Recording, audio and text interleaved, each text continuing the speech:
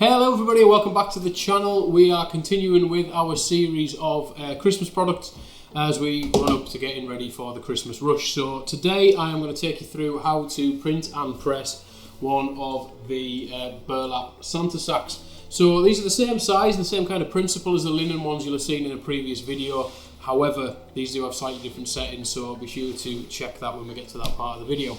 I've already got my artwork sized up and stuff. If you want to see how to do that and how I've done that for the previous products, just have a quick look back on some of the videos and I have gone into it in a little bit more depth there. But to keep this video nice, short and snappy, we are going to go straight to the printing. So I'm going to send this to print and then we'll get it over to the press and get it decorated.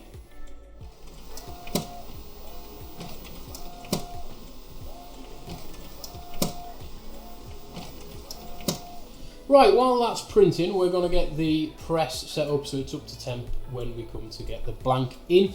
We're going to look at a slightly different setting than we used for the linen sacks. So we're going to go to 120 seconds and we're going to run it at 180 degrees C. Yep.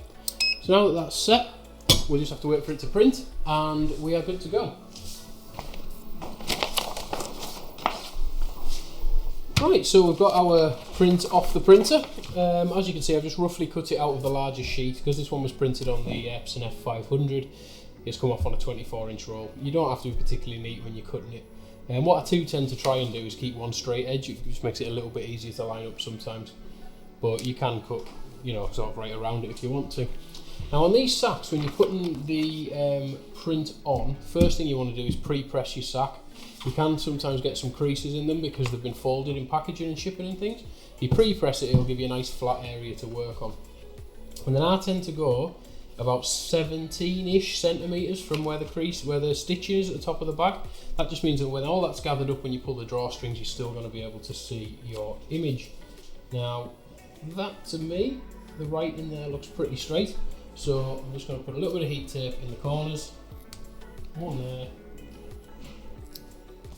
One there, one there, and the last one. So I don't go overboard with the heat tape because you do want to be able to take that off quite quickly once it's come out of the press. If you tape it down too hard, it can be quite hard to get back off again, especially when everything's really hot to the touch. So that's it ready to go in the press, so we'll get over there now and we'll get it in and we'll see what we end up with. So the press is right up to temperature. I'm just going to pull this out here. I love these sliding platens on these Prima heat presses. It just stops you burning yourself when you're working underneath the Clam press. So what I'm going to do is I'm going to put it on this way. So this is A3, this is a 40 by 50 press, but the platen is the other way. It's not a long platen, it's a wide platen. And I just want to make sure that the top of the bag where the seam is outside of the press. That's just going to stop any issues with the red rope and things. So just get my design somewhere in the middle and then we just push that back in there and we'll get some baking paper. We're going to put that on top. So that's just going to protect my press for any ink coming back the way. It also kind of protects your product for any ink or anything that might actually be on your platen already. And we're just going to drop that down and we'll come back to it once it's finished. Right, so that's nearly finished. I'm just going to wait for it to be. There we go. I just want to kind of lift the press like so. You don't want to be too savage with it. Take the baking paper off and you're just going to whip the print straight off like so. That just means you're not going to get any ghosting, and because if it touches back down it can ghost, so we don't want that. We want a nice clean print. Right, that looks great. I'll bring it over to the desk and we'll have a closer look at it.